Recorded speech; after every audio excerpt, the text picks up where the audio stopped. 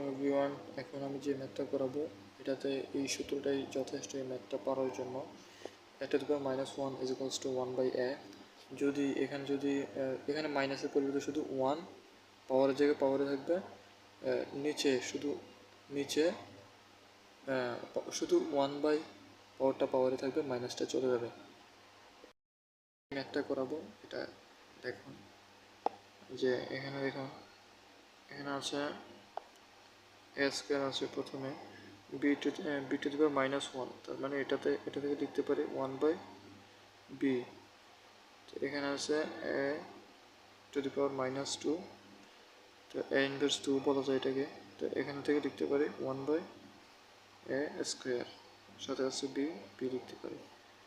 এখানে স্কোয়ার আছে উপরে, এখান থেকে যেহেতু এটার সাথে গুণ আকার আছে, মনের সাথে উপরে গুণ হয়ে যাবে। স্কোয়ার নিচে বি আছে, বি থাকবে, বিটা উপরে গুণ হবে, নিচে স্কোয়ার আছে, স্কোয়ার থাকবে।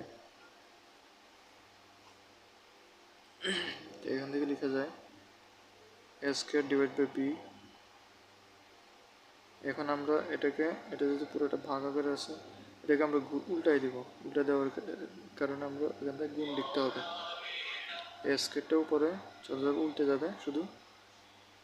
তো উল্টে গেলে উপরে স্কোয়ার আছে, এখানে বির সাথে বি গুণ করলে বি স্কোয়ার, স্কোয়ার গুণ করলে এটা দি 4 উপরে আছে স্কোয়ার।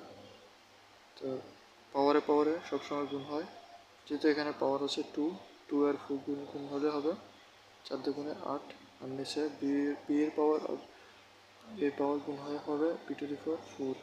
এটাই হচ্ছে আমাদের অ্যান্সার।